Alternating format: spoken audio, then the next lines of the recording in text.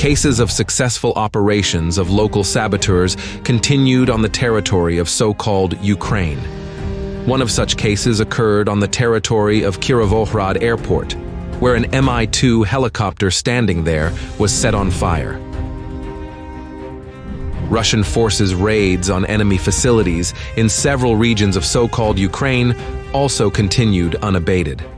Kiev was attacked by 𝐑𝐮-2 UAVs, where, among other things, the building of the AFU General Staff in the center of the city was damaged.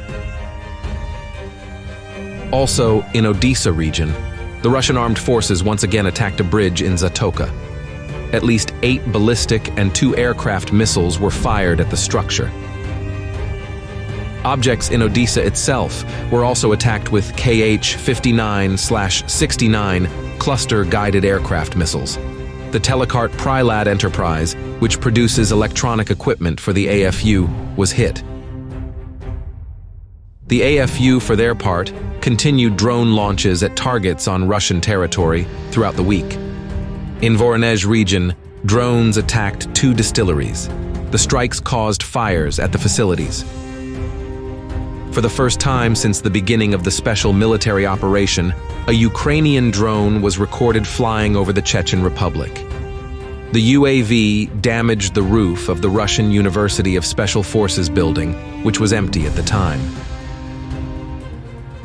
The AFU struck fuel and energy facilities, including those at a considerable distance from the front line.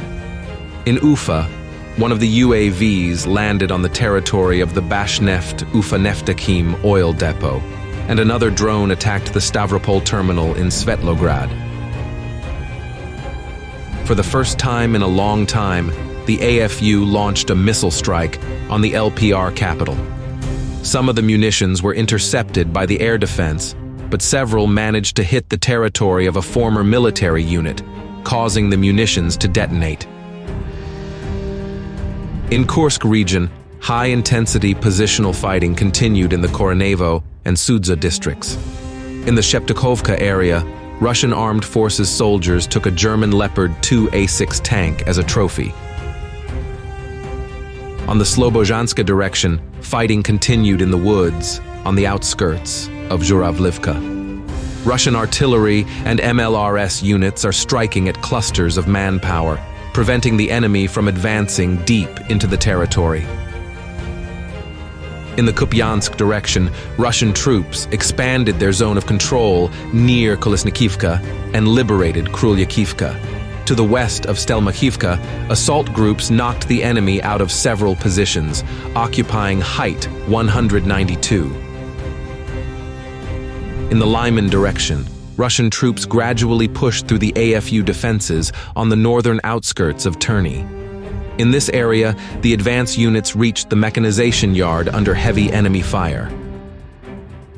In the Siversk direction, despite the allegations about the advance of the Russian armed forces, the situation remained unchanged. The enemy still maintained control over Serebryanka, Hryhorivka, Bilohorivka, and Verkhnokamianska. On the Artemovsk direction, position battles continued in the Oktyabrski district and near the Block 9 mine in Chasiv Yar. To the north, Russian armed forces units were able to make some advances west of Kalinivka.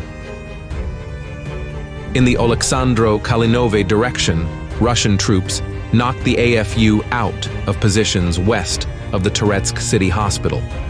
At the same time, fierce fighting continued in the Zabalka district in the south of the settlement. The main event in the Pokrovsk direction was the liberation of Selidov. Having suffered losses in personnel, the AFU retreated to positions west of the city.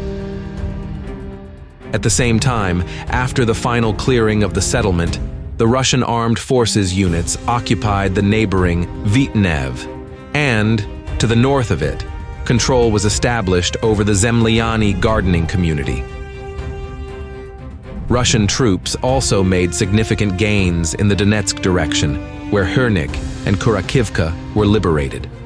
The main fighting in this area moved southward to the Vovchenka, Ilinivka, Stepanivka line. Also, Russian armed forces fighters started to storm the enemy's defense in the east of Kurakov. Nevertheless, amid the lack of objective control, it is difficult to establish the actual front line in the city. In the South Donetsk direction, Russian units liberated Shakhtarska, Maksimivka, and Yasna Polyana. To the east, the Russian armed forces' zone of control was extended in Bohoyavlenka and Katarinivka. In the Vremivka direction, Russian assault groups were fighting local battles at the Makarivka-Poltavka line.